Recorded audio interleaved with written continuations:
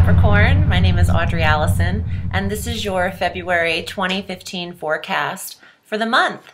I'm happy to be here. Thanks for tuning in and subscribing and sharing and liking these posts, and for being so supportive on my venture with Audrey Alison, Astrology and Tarot. Let's get into the forecast. I think February is such a smooth month compared and comparatively to the majority of the months, but you know, March we're going to have our Uranus-Pluto square mid-month and a solar eclipse, and then also April we have one in the top of the month. So February is a lot smoother than that energy, and we'll start with our full moon on the 3rd of February at 14 degrees Leo. This is important because it's actually bringing an awareness to your shared resources sector and your intimacies, your property, your investments, your taxes, your wills, estates, inheritances, the 8th house of rebirth and transformation. So having a full moon, as we know, brings an awareness and brings something hidden in this sector. Something could be illuminated. Now, you could bring something to an ending as well with a partnership of who's maybe someone who's an investor, or some kind of shared resources might come to an end, and you move on to someone else, or something can be communicated where that's put on hold temporarily, and it picks up again towards the new moon of the 18th. Also, this could be your intimacies or your sex life, or sex with an intimate partner. You could become aware of something that you haven't seen, or you can end some facet of your intimacy. Maybe you're just reassessing how and what it is you're sharing, or your techniques. So we'll see what happens there. On the 11th, we finally have Mercury going direct. Yay! How was that for you? I know my communications were kind of chaotic, but that retrograde appeared and is appearing currently in my 3rd house of communications. So it's rough, but this is affecting your 2nd house of finances because it's in Aquarius. So Mercury goes direct on the 11th at 1 degree Aquarius in your 2nd house of money. Yes. We like this. You might have had to really save or crunch over the last couple weeks, but not too bad. You have a lot of planetary energy that could make this, the retrograde, a little bit smoother than it has been for others. Having Mercury, the planet of communication, go direct in your 2nd house of money and self-worth, self-value. This is good because all of the contracts or negotiations or paperwork that's been on hold regarding your finances, or your taxes that you've put aside because you don't want to get them done in the retrograde, you can now move forward. I would say safely after the Valentine's Day weekend. Mercury will clear his shadow. But you're good to go after the 11th, technically. On the 18th, we have our new moon. Now, we have our new moon at 29 degrees, 59 minutes Aquarius, 1 minute away from Pisces. And if you remember last month, we also had our new moon at 0 degrees Aquarius. So technically, Aquarians get a little double action. The energy, though, is really filtered into the sign of Pisces, but this will affect your 2nd house of finance again, and the 3rd house of communications. New moons are a great time to initiate the start of a new endeavor in the sector that it touches. So you can, again, focus on your money like you did last month, which is great because it's just really a strong influence to have the double energy of the new moon in Aquarius for both months. But you can also focus on your communications, or your 3rd house is also siblings, local transportation in itself, and writing and interviewing and speech and marketing and publishing and things like that. you have the sun, okay? On the same day the new moon is at Aquarius at 29 degrees, we have our sun that enters Pisces in this third house of communications. You could be hearing a lot from people, you know, just constantly, incoming calls, messages, and all sorts, you know, the texting, the IMing, your Google Plus, your Facebook messages, your YouTube messages. There's so much going on with how people are contacting people. I think you might be affected tremendously with energy, what's coming in and what's coming out in the third house. Now we have a little flirtatious, a romantic thing happening between Venus and Mars. Mars is going to enter Aries on the 19th of February, and he'll stay there until the 31st. But then the next day on the 20th, Venus decides she wants to enter Aries too. And she stays there until the 17th. So the two of them are working magic in your fourth house of home. When they both move in to Aries, they're going to meet up with Uranus, who's been stationed in Aries for years. And Uranus is abrupt, sudden shock, and very spontaneous energy. And you could suddenly move. You could suddenly have an opportunity to move or beautify the home because Mars is energy and action.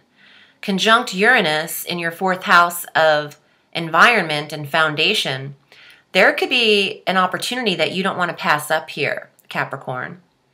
Also with Venus smoothing over any of Mars's harshness or aggression, she brings the sensuality and also love and finance into the home sector.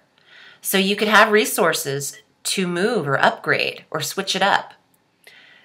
And with Uranus, probably a small amount of time to get this done. There seems to be some kind of sporadic electric shock of a gift. Like, oh, did you want to take this 2-bedroom that just opened up for less than you could ever dream of?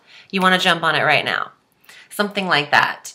Because keep in mind, when these planets move into Aries, they then trigger Saturn in Sagittarius, and then Leo, Jupiter in Leo, and Uranus in Aries, the fire trine we have working with all the fire signs in the sky. So Mars and Venus will trine Saturn. Not a grand fire, it's not exactly to the degrees, but they will trine, and Saturn is also restriction and control. You know, there's a lot of ways you can look at this. You could want to beautify the home, but Saturn might make you not, you know, don't splurge on any redecorations. Be resourceful. Your ruling planet's Saturn, so you know what that's like. There's restriction even inside you, Capricorn. You feel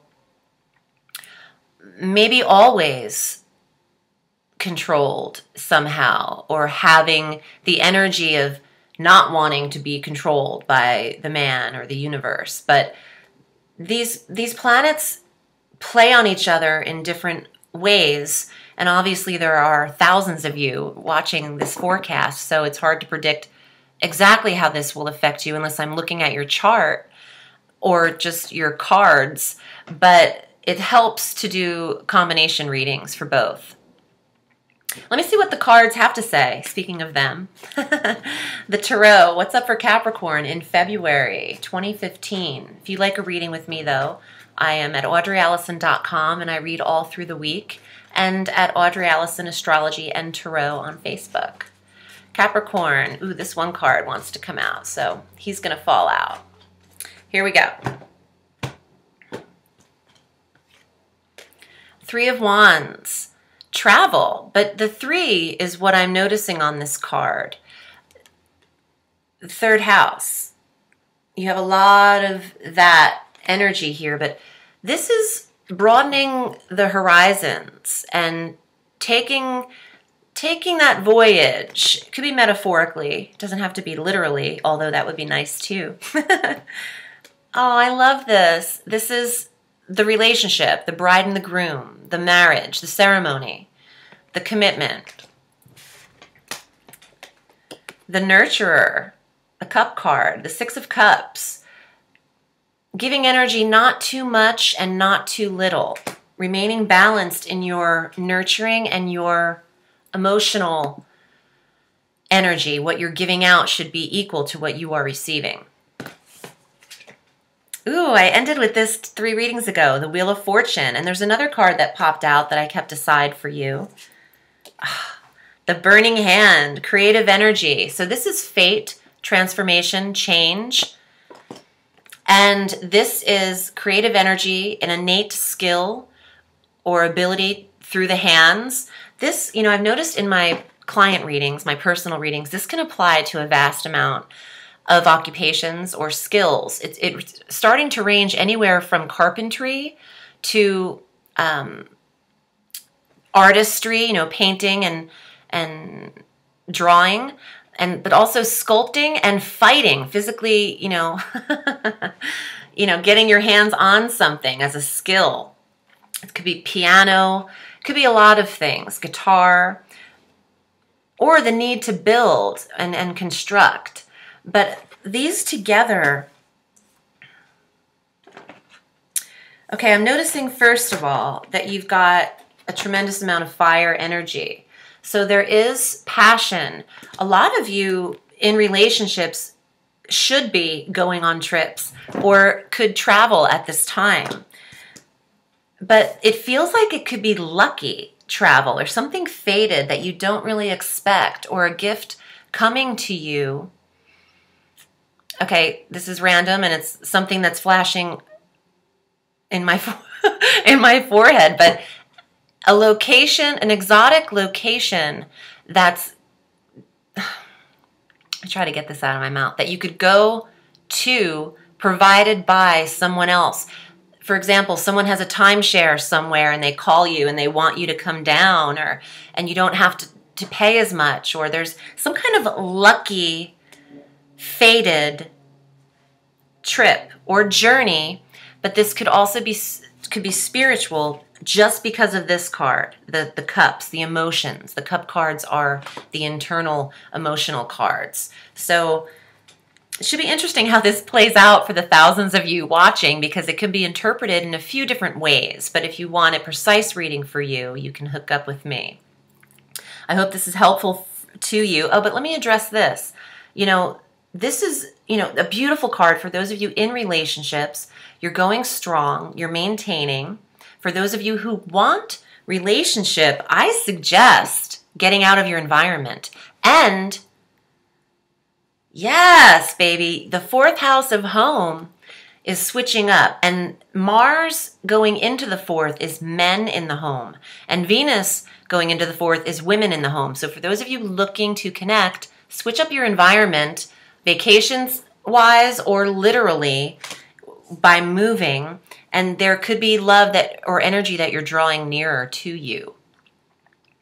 And I'm hearing that. If you remove yourself from the energy that you are accustomed to, new energy could come in. So get a flight going. And we'll see you down in the Bahamas or Jamaica, man. All right. Have a beautiful February, Cap. And I will see you next month. My name is Audrey Alison. Have a sweet day. Bye.